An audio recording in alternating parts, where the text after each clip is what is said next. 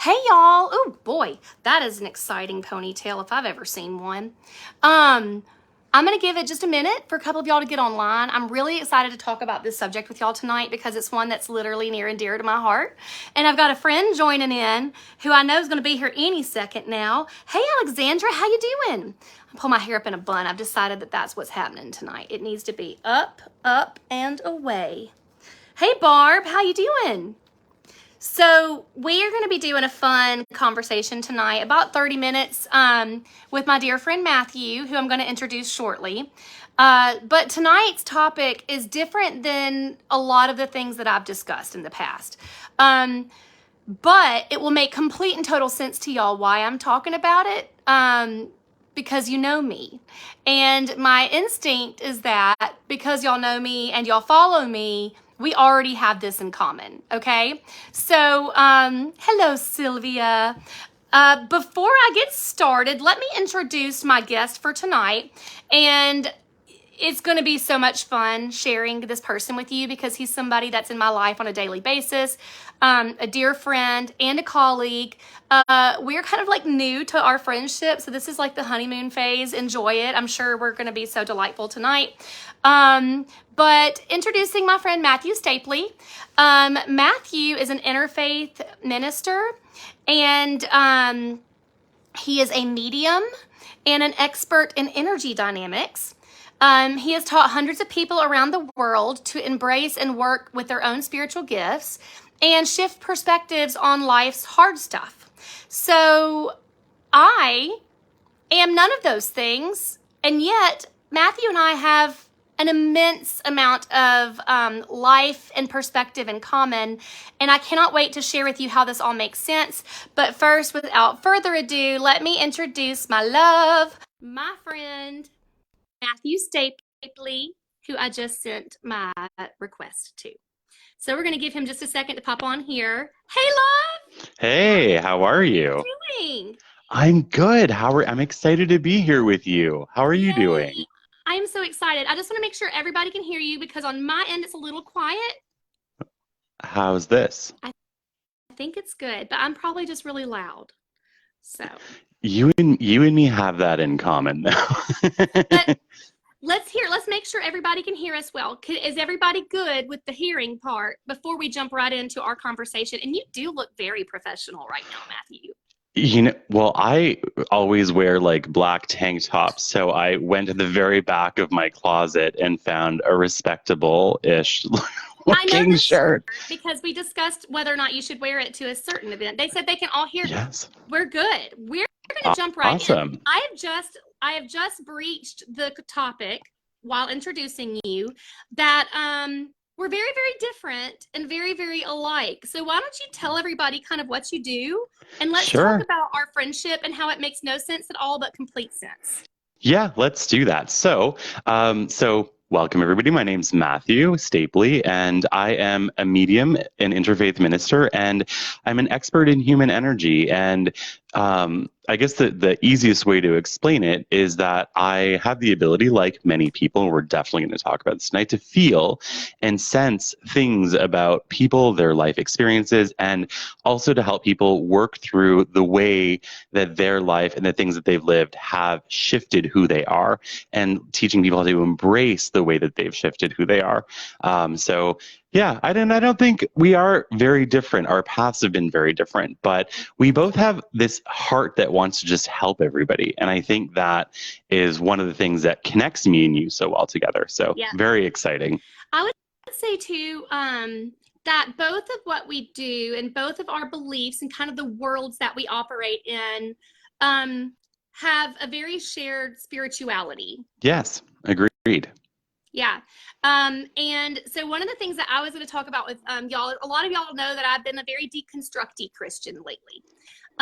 What this has done in my life is it has opened me up to I'm very comfortable with questions, and I'm very comfortable not having the answers to those Yeah, questions now. same. And what I have found in being friends with Matthew is I get the same wisdom and the same understanding of my experience from him, even though we approach the perspective differently and we explain it differently. Yeah. Um, just, I feel like the energy is very shared. And what I wanted to share is a quote that I got from St. Augustine. Ooh. All truth is God's truth. This is a very famous Christian thinker, a saint, obviously. And what St. Augustine was saying when he said this is that he expressed a confidence in the journey of questioning and asking God, truth, Bible, science. If you're on that journey of inquiry and discovery, um, he believes that all of the truth will eventually align. It has to make sense if it's truth, right? And so when I see truthiness, that's kind of a Stephen Colbert word, in somebody else's world that's not Christian or evangelical, I look at that and I have to say, I don't have to understand that to see God in that. Yeah. So what I have come, my conclusion as a person of faith about what you do is I don't understand it, but as I understand it, it must be a spiritual gift. Do you know what? And my approach to it is very similar to that because I always see God within everything. And my thought on it is like, God is so present within all of who we are, our experiences, our faith paths, no matter what that path is. And I think that God is smarter than us humans. And God knows that there's different cultures around the world and different ways of understanding. But at the end of the day, it's all about following a path of love, compassion, charity, mercy, all these things, and all working together to make our world a more loving and understanding place for everybody. And I think the beautiful thing about like a convergence of two paths like ours is that we can say, yes, we can acknowledge that both of our paths have taught us things about each other. But when we think about it, the whole world will teach us things about our experiences that are true and not true. And so like what you said, going with what feels right and what resonates with you as something containing truth, I think is a very powerful thing. And I think it's an excellent segue into empathy because empathy is all about the feeling. What a fantastic way to start a conversation about being an empath, because if there is a superpower at all in this wild makeup of ourselves, it is instinct. We are some of the few people who really can trust our instincts because we're so in tuned with the world around us. So let's start with the definition, Matthew, for everybody that's kind of here getting started. Yeah. What's the difference between empathy, having empathy, and being an empath? So I think what would work best is because I think our understandings, although they're very similar, use different words. And so I'll explain it from my perspective, and then you can explain it from your perspective if that works. Okay. So me being like, psychic world stuff, an empath is somebody who's incredibly energy sensitive. And energy sensitive in this sense is the ability to pick up on the vibe, the life force, the whatever. There's a black cat behind you. This is very fitting for this part of our conversation. Chicken. So cute. And I have a thing so for black cute. Cats, and I love them too. They're unlucky, but I'm certain it's the opposite. Do you know what? If you go overseas, white cats are unlucky. So it's just, if it's a good cat's a good cat. Exactly.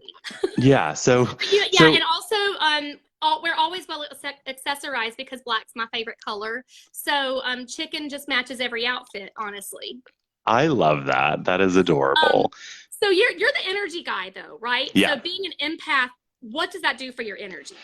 It's well, until you learn to manage it, it's exhausting, right? Because somebody who's an energetic empath, I mean, if we step back from it for a moment, we all have that spark of life within every single cell of our body.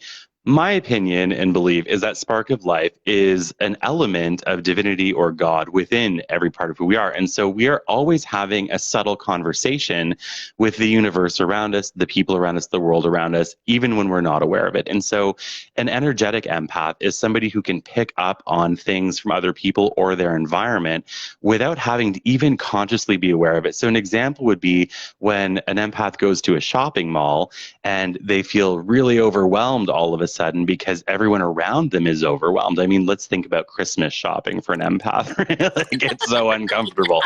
And so they feel overwhelmed. And I think this definition of empathy is one that isn't talked about as much, but it's very valid because we are all very sensitive beings and people. And when we can resonate or align with energy, whether we're aware of it or not, it can be very challenging. And from a spiritual, energetic perspective, what an empath does is they're absorbing this emotional energy, and kind of like a tree, they're like bringing it into themselves, processing it through their own being, and releasing a much lighter energy into the world around them. And so it's kind of like a tree taking in carbon dioxide and producing oxygen out of it. And an empath energetically is doing just that. And so when somebody has an emotional connection, or they're feeling an emotional experience of somebody else, or even a physical experience of somebody else, it's because there's an elements within them that have created a resonance or a similarity between that experience and them. And that is a very overwhelming thing. And many people step into my office wondering what is wrong with them. And I've even had some psychiatrists and psychologists refer people to me because they felt that what they were experiencing had more of a psychic flair to it than anything else. But it's a very natural thing. I feel like being an empath, which I would like, your definition really tracks for me. I always had this like I'm an emotional sponge. Everybody can feel water, but I Yeah. keep it. And it's everybody's Yes. water. It's not just mine. Yeah. And so there's this definite threshold of oversaturation, which is kind of what the idea of I can just go ahead and tell people, hey, spoiler alert, this conversation is going to continue. We are going to be talking about a course of basically like empathetic burnout. And we'll talk about that at the end of the class. But I mean, at the end of this video, which is a freebie, entirely for fun tonight. But we were discussing this. And for me, it kind of like all started with the phone call that I made to you last week. Yeah. And I'll start with like a couple of signs that you might be an empath, which, because I don't want to jump straight into the phone call because that's some heavy stuff, but there's some fun stuff that like, I see some people are like, I think I might be one. Let's kind of I'll throw out a couple of things that I feel like are like major indicators that you're not just an empathetic person, that you're an empath, right? Yeah. To me, that's the difference between, do I feel water and am I the sponge that carries the water with me? An empath, a lot of empaths feel very overwhelmed in large crowds. Yeah. I feel overwhelmed in large crowds that I'm not familiar with. Because I'm very much trying to figure out the vibe of everybody around me. What's interesting about being an empath is I feel like it's part spiritual gift, and for many people, it's part trauma response. Yeah. It's an interesting combination of all of it, because I know that for some people, an empath may have grown up in a very dynamic and reactive household. And so becoming an empath was a coping mechanism for them to walk into a room and immediately be able to identify who's safe and who's dangerous, right? Yes, of course. And I feel like that's where it very much started for me, is like mine was a protective, like I had to come into it in order to survive childhood. And so a lot of empaths are very exhausted. They don't do well with conflict. Oh my gosh, conflict is very, very hard on an empath. I jokingly tell people that, but this is real. Every empath I've ever known as a child thought they could talk to animals, and sometimes still do. Matthew and I were on the phone just a few minutes ago, and we were talking about how it's not just animals. It's literally everything. Like if I bump into the refrigerator door, I'll apologize to it because I'm all the time, like my feelers are out trying to be in tune with how everyone feels around me. And that includes the refrigerator sometimes. Oh, I'm sorry, oopsie. Or I'll walk into a room and like something will fall in front of me. I'll be like, hello, Mr. Leaf. It's so weird. It's not that weird. Well, maybe you and me and probably a lot of other people who are watching this are like, yes, that's me. So we're either none of us are weird or we're all weird. I'm good with that. It's a beautiful. Me too. Same here. And what's interesting when you were saying like hardship has brought out this empathic experience. If you translate that to even spiritual experiences, how many people find God on a good day, or versus how many people find God at rock bottom, right? When they reach out to God, the universe, whatever, when they're in their hardest moments. And that's also when they generally receive their greatest alignment with their own gifts and their own talents, empathy being a huge one. I just had to point that out because I don't know many people who find their spiritual path on a good day. They find it on a hard day. I would love to. So this is kind of one of the things I'm going to talk about this phone call real quick because I was in a weird spot last week. And this is where we can kind of talk about that oversaturation or energy Yeah. blockage, which is like, it makes sense for me on an emotional and spiritual level. It makes sense to you as an energetic level, Mhm. but it all made sense. I called Matthew last week. Ian and I had a date planned in Nashville the day of the Nashville shooting. I couldn't get rid of this weird energy, stress, depression, heaviness. And I was avoiding the news. I knew that exposure to this news was going to cause me more complex feelings, but I didn't know how to like go about my day. I literally was paralyzed. I'm like, how am I going to go to a concert? How am I going to go enjoy my life? And I called a couple of friends and I was like, is this weird that I feel like I just can't do this because it's going to be in Nashville? They're like, but it didn't happen to you.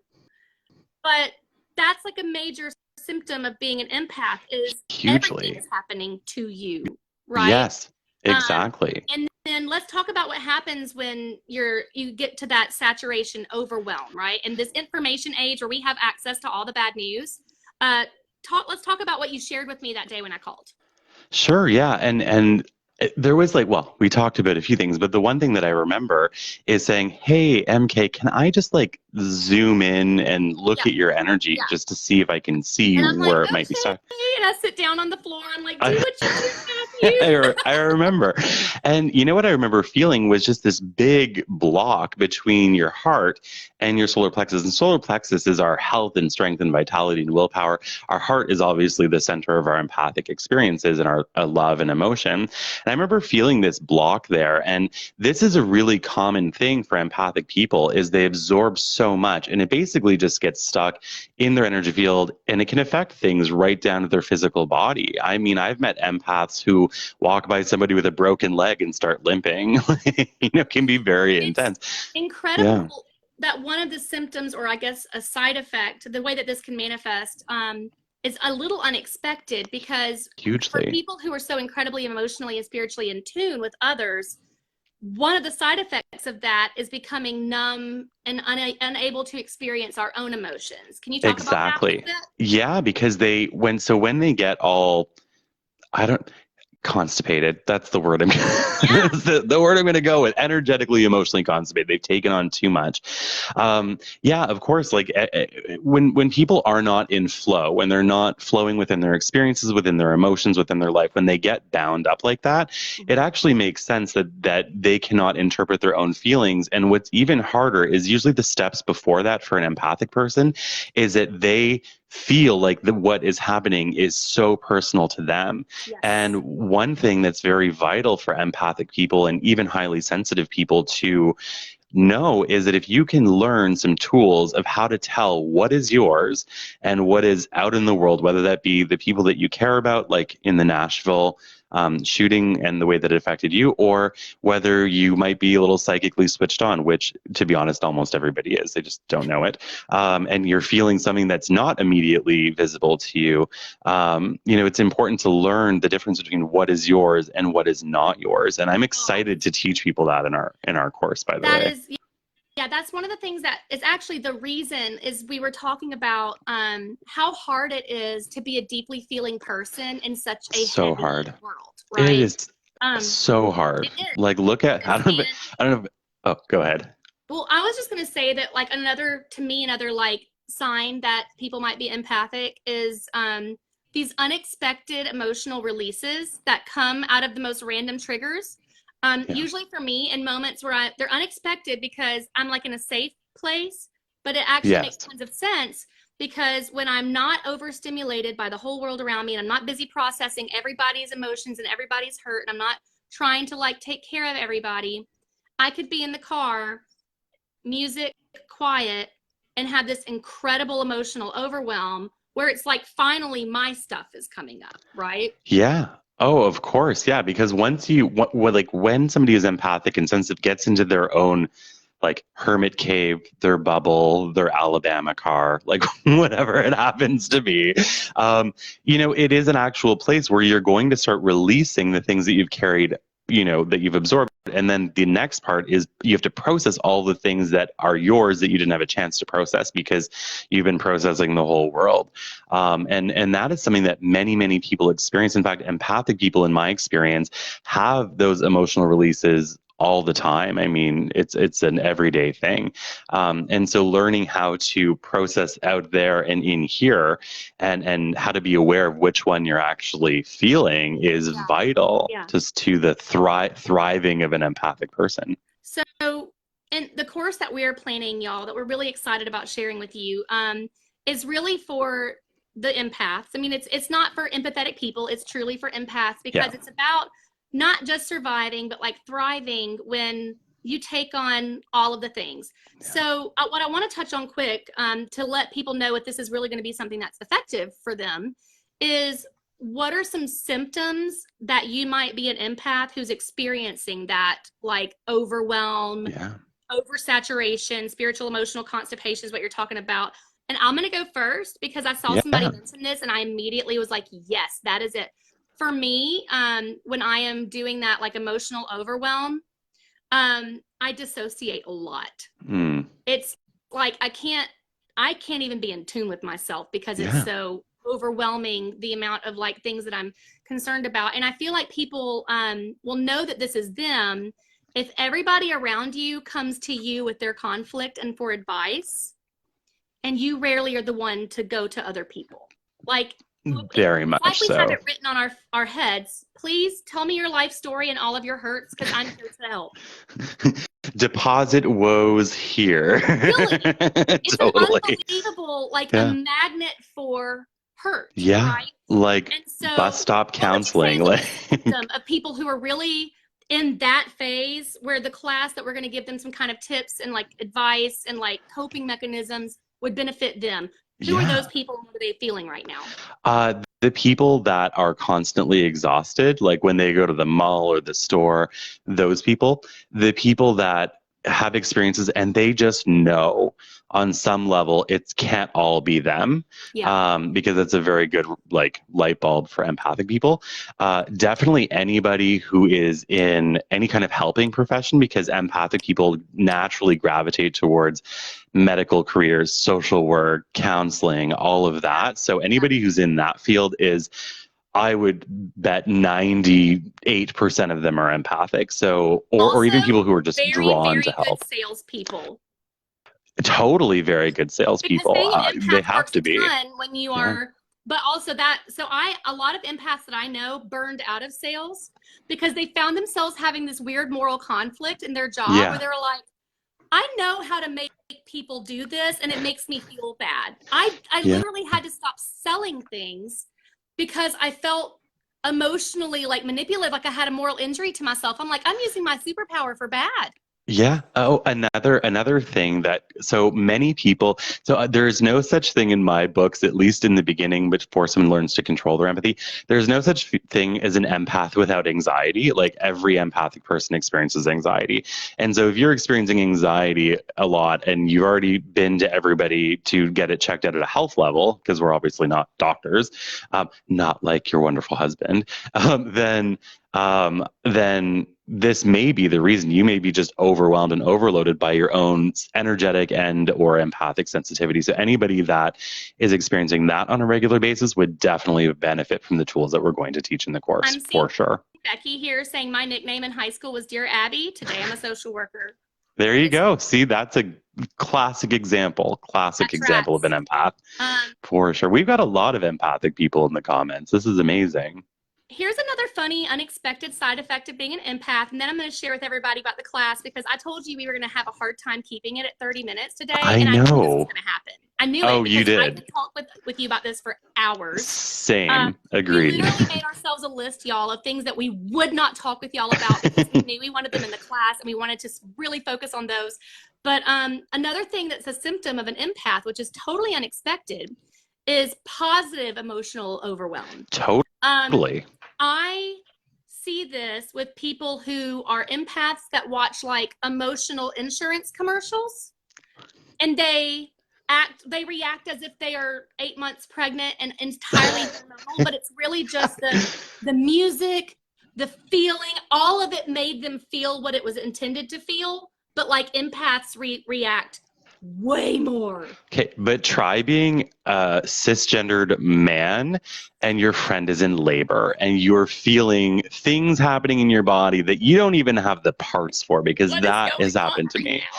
I was like, I don't even have anything Yeah. there. And it hurts. And it hurt so much. It hurt, and it also felt joyful and exciting and really uncomfortable. Right. As a man I experiencing listen, sympathy labor, 5 so not fun. years ago, I would have been like, I call shenanigans on that. There's no freaking way. But the way I know that it has to be true is because I will read a terrible story in the news and then emotionally respond as if that happened to me. Yeah, Um, and that's what so many empaths do.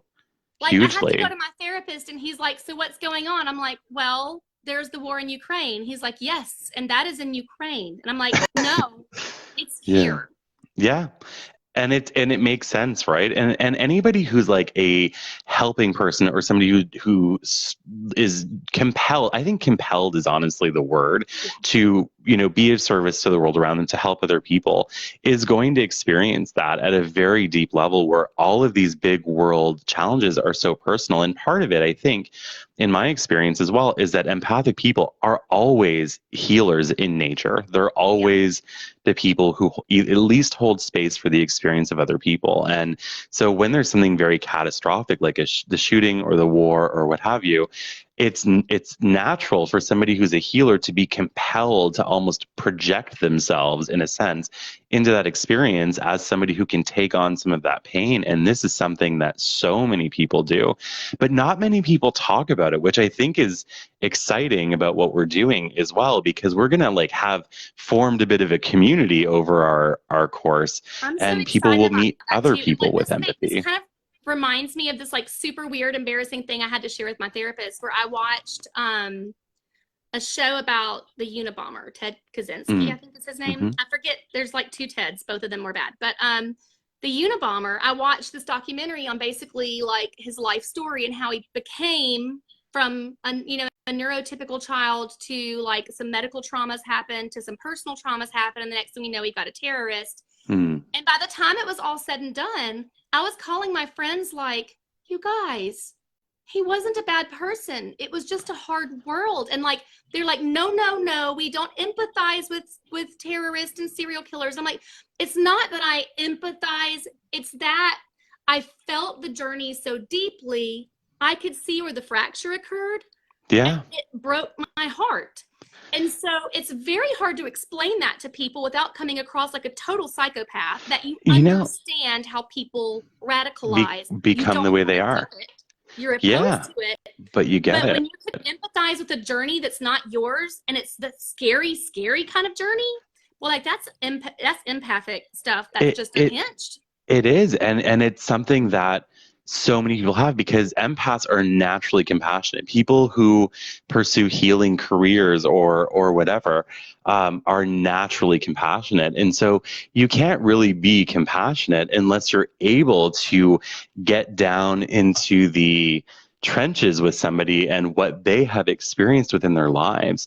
Yeah. And I think, as Good or scary as bad, it, right? good or bad, yeah, and that's something that may make the average Joe a little nervous, but anybody who also experiences that, and I can see people in the comments saying yes, anybody who's got an ounce of wanting to help people will be able to get down into that trench with that person and Right. see where the fracture happened. It's an Absolutely. interesting being empathic. You really despise the hurt that evil causes. But Yeah. being empathic, sometimes you are able to empathize with evil people, and it's Yeah, scary. Like it is. and no, I wouldn't even say, when I say empathize, I don't mean like sympathize. Let's not No, get it confused, right? there To are different empathize things. is to feel somebody's hurt from their experience Yes. just by kind of getting into the mindset of it. And the best way I can explain this is like I was all twisted up over the shooting because when I talked to my therapist, was like, it wasn't just the kids, it was the kids' mothers that I was imagining. It was the shooter. It was the shooter's Yeah. mother that I was worried. I was worried about her mother, like, Yeah. and I don't remember, just reading about it and just saying, like, I am not just viewing this from the lens of this is a story that's terrible to read. I'm immediately imagining and feeling 25 to 50 people's experiences and how they're responding to this. And then I'm internalizing that, and it's making me feel sick. Yeah. And so our class is to give people like my crazy self the tools that they need to enjoy being an empath and Yeah. not be completely derailed by it, right? Exactly, because just as much as it's a challenge, like all of the elements that make empathy challenging is empathy in its infancy, right? It's empathy learning to walk. And the cool thing about what we're going to do is we're going to help people with that process so they don't view their empathy as something that is overwhelming anymore. They can use it as a driving force within whatever they want to do within their life, knowing that they can approach whatever situation they may come into that's a deeply emotional experience and not have it consume them, but they can be there as a person of support, healing, or whatever they feel drawn to without being totally emotionally constipated. So Leslie is being really by it. brave and sharing, like, and how much pain the shooter must have been in to be pushed to that point 100%. of violence. And that's the kind of stuff that empaths are scared to talk about because it makes us seem sympathetic. Yeah, what but we're we're really not. feeling is the emotional, like the emotional spiral that occurred to get there. We put ourselves in, and it's not like I'm taking, it's a weird thing to explain, and you'll probably say this is an energy thing. It's not like I am taking the mental steps with the person. No. Something No. else is out ahead of me doing that. I can't stop it. Well, you know what, and it makes total sense because I've always seen people like us and other, empathic people of healing, people who want to help the world. We it's like we have a little firefly that goes out in the world, finds people with problems or situations that are hard, and like brings us to them, or vice versa. Which is another really important point: is so many empathic people end up attracting incredibly toxic relationships, and people that are in pain, or they're fractured, or they're even narcissistic sometimes, will be magnetized to empathic people because we are the eternal nurturers always. I grew up, I have a cousin, she knows who she is. And people would always ask me, they're like, why does she always end up in so many toxic, dangerous, abusive relationships? They kind of blamed it on her. I'm like, no, you don't understand. It's her deep kindness and empathy that those bad people are drawn to. Totally. Because she's one of the few people on the planet that will give them the unmerited grace and understanding that they won't get from other people. And that's where boundaries come in. If you're going to have this superpower, it's like we were talking about empathy in and of itself. I feel like it's a fairly neutral thing. It's an experience. It doesn't necessarily, it's not good or bad, but it can be used either way. Exactly. I mean, like, look at the examples that you had mentioned earlier when we were chatting, like before we jumped on this live, is like people that are, almost narcissistic, but they have this ability to feel and sense the emotions of others. And so they end up being very strategically manipulative people for their own gain. And that's terrifying. I think what was the word that you used for it? It was very fitting. Was it dark empathy? Talking about the covert narcissism or no? Yeah. So no, I think it was, covert narcissism. Is they're empathetic but not empathic. Yeah. They can identify people's emotions very well, but they don't experience them. But a covert narcissist is able to mask as if they are an empath. Yes, so exactly. Some people call that, I think, a dark empath. Yeah, very much so. And in my world is called an energy vampire, which is somebody who basically will attract an empath or other people and use empathic capabilities like you just described, and end up being a very emotionally draining person for sensitive people. And I mean, I think we're saying the same thing with two different words, but this is something. I love the term energy vampire. It makes a ton of sense to me. Yeah, and same. And you know what I think is cool about all of this is, and what we're talking about is that people, if they have the tools to navigate and recognize their own empathic experiences and what to do with them, then they're going to be able to see those people a million miles away. They'll be able to clock it and be like, you're not somebody who just needs, you're not like a lost puppy who needs an adoption. You are like a parasite. And Yeah, so and it takes having walked the journey, and this is where I kind of want to point out, like, there is we are all mental, emotional, spiritual creatures. Matthew is going to say I'm guessing we're also energy creatures. I we don't know what are the we phraseology is I here, I'm going to use but that from now I on. Energy I'm creatures. an energy creature. I That's love that. totally. I go to a psychiatrist for mental health. Mm, What our class is doing is more of I have walked this journey and I can share with you what has worked for me. yeah. And so it's less of an I'm up here telling you what to do and more of a I'm with you and I've walked this already and I've done Yeah. a lot of the healing and I know what to name it. It's coming alongside and giving those skills that we have had to earn the hard way and frankly still have to relearn all the time, All the right? time. um, It's constant. but giving it a Constant. language helps. Like if I call Yeah. you and you're like you're experiencing an energy vampire, Catherine, you've got to recognize this. Like that helps. It helps to be able to name it and place it. So here's what I'm gonna do. I'm gonna share the link. I've already done it. Guys, I would love for y'all to come to. This is our first course ever. This is my first course that is not writing based. It's a personal growth course, and I'm excited about it because I feel like we're bringing unique perspectives that are also extremely cohesive. It shows that people from two different spiritual worlds can like coalesce around an understanding of empathy and being an empath and steps towards healing so that you can experience being an empath and not be an oversaturated sponge of just look. And what I want to do for the next 5 or 10 minutes while that link is up there is let's take a couple questions. Yeah. Okay. And Let's then if do you it. like read any comments, if I missed any comments, we can do that. Especially about the course. I would love to have y'all there. I think it's a 3 hour, it might be 2.5. It always runs 3 because of our It's Q and gonna A's. totally be 3 with the Q&A for It's sure. totally gonna be. And you know what, Matthew, let's tell them a little bit about what's in it. But do you see any questions? Yeah. I'm taking a look right now. Let's see. Oh, here I'm. This is a comment. I don't see a question, but I like this, and it says, "So glad I'm here tonight. Never really thought of myself as an empath, but wow, you are describing my life. I always wonder why all the hurting people are drawn to me. I'm a nurse, ran a mental health agency, and I'm now a caregiver for my husband 24/7. If that is not an exact definition of an empathic person, I don't know what I'm is. telling And you. I love And that. you're right. You're like, it's not that certain fields you have to be an empath, but empaths No, but naturally they're fall into certain drawn. fields. Totally.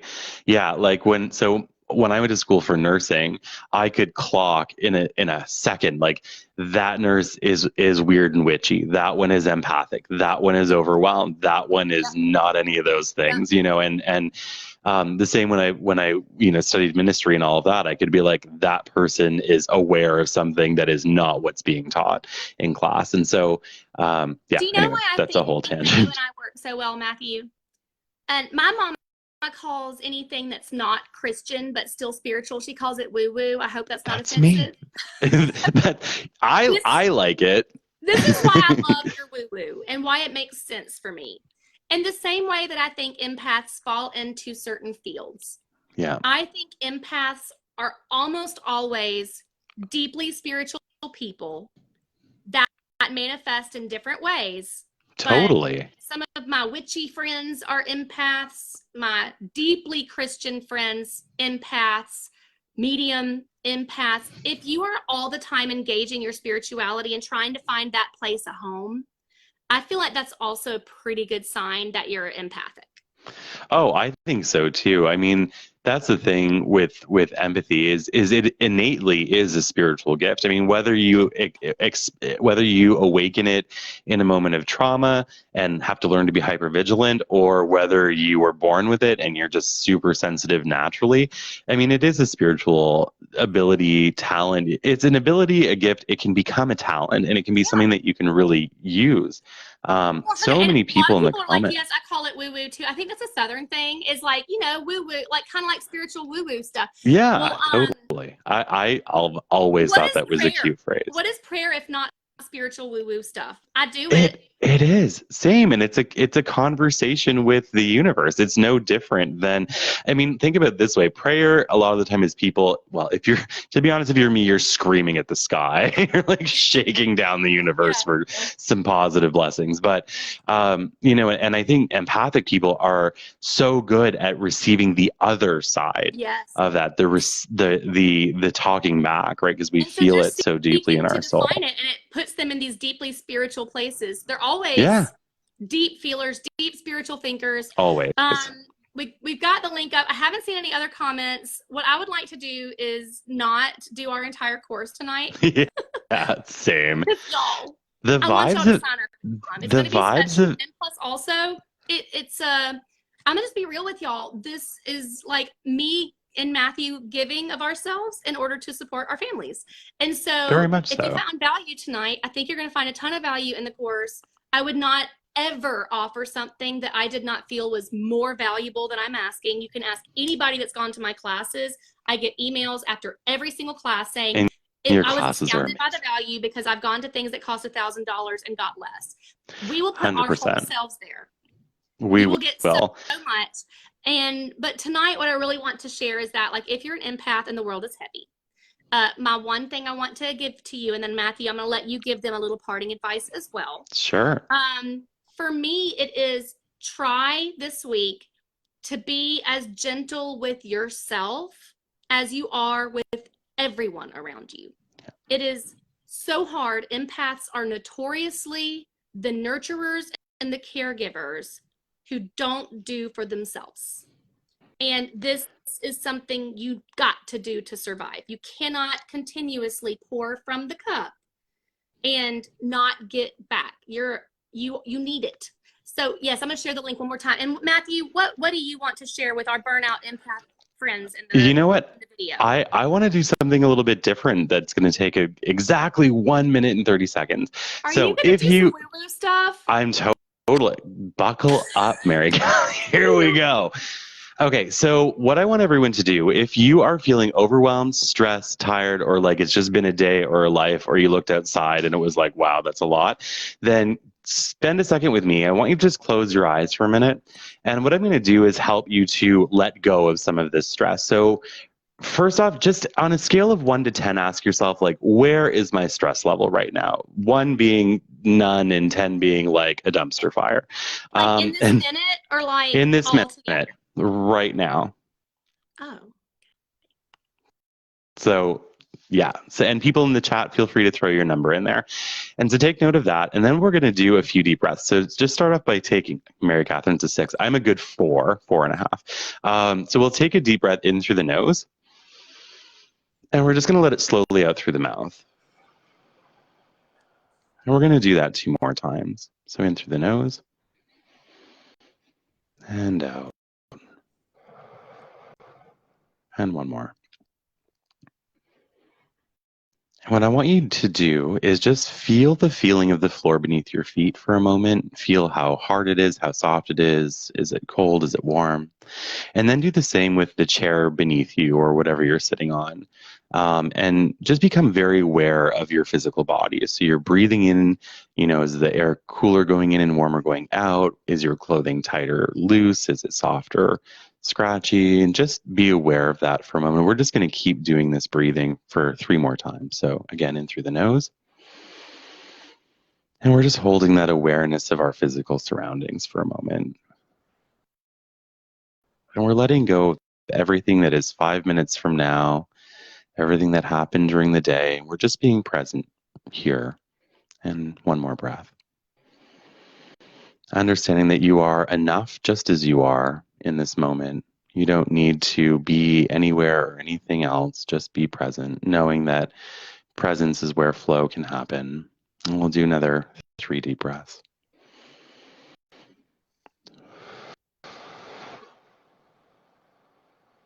Knowing that whatever you've been going through is totally okay.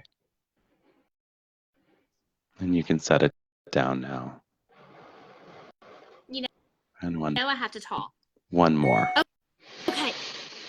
All right. What is your number now? Scale of 1 to 10. So you were a Listen, 6 at the beginning. I would like a 3. And Good. I have to share my Christian perspective of what Sure. is happening in my woo right now. Okay. I Sure. feel like I'm always out in the world with tendrils outstretched. And, Exactly. and the grounding exercise for me is the pulling in of the tendrils. Does that make any sense? It's That like, is 100% what it is. In fact, that's exactly what we and I'm just did is we just anxious. I'm disconnected. always Yeah. anxious. It makes me feel, and this comes back to that trauma response empathy. It is a scary thing for me to pull the tendrils in, and that's why I get kind of childlike and silly and uncomfortable with it. It's Yeah. not that I don't take it serious. Yes, It's that it's a scary exercise it because is. my being an empath is keeping me safe. It is. And when we can pull these things in a little bit, then what we end up doing is sort of dislodging everything that we've been carrying for everybody else and situations around us. And so part of empathy and learning to ground and be present is getting comfortable with just you, because the other side of empathy is that you're almost always not just processing your own stuff. And so when we pull our tendrils back like that and we ground, then we are basically just with ourselves. And for a helper, that feels like we're a fish out of water. And so what you're experiencing is actually pretty normal and standard for an empath. And this is why using these tools regularly is really, really important. And all the other tools we're going to teach in our course, using them regularly is very important because it actually allows you to become comfortable with yourself. And then you can be a healer, an empath, an author, a weirdo, whatever, but also just be yourself. And part of that is just being in flow and being in the moment and understanding that the only self-care that can happen is done in the moment. It can't be done 10 minutes from now or 5 minutes ago. It's right here. And I think that's what's so beautiful about grounding is you're stepping back from everything that has become too much and you're saying, no, right now I'm just going to be here, and this is where self-care happens. And it gets easier. Does it get easier? It gets way easier. Honestly, it's one of those things like practice. It is everything. If everybody who's watching this or who will watch it later were to do this exercise at the end of every day, or even better, at the most stressful moment in their day, they're going to notice a massive shift in the way that they feel and also their threshold for overwhelm. So empathic people have a very low threshold for being overwhelmed. We're constantly overwhelmed. And so if people are learning to unload regularly, then that threshold becomes higher, which is a good thing. It means they won't be overwhelmed as easily. And so practicing this, it does get easier. It takes time for people to learn to step into the moment. It's not an overnight thing, but This can my be done in a There is month such an thing for sure. MK Christian experience that just is so on the nose with this what we just did.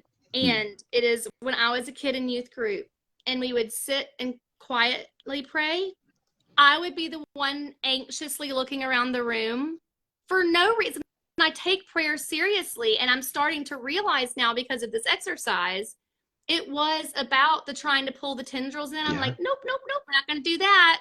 Nope, we're not going to ground Yeah. because that is for somebody who is like a trauma. I feel like a trauma informed empath. I did it to become safer.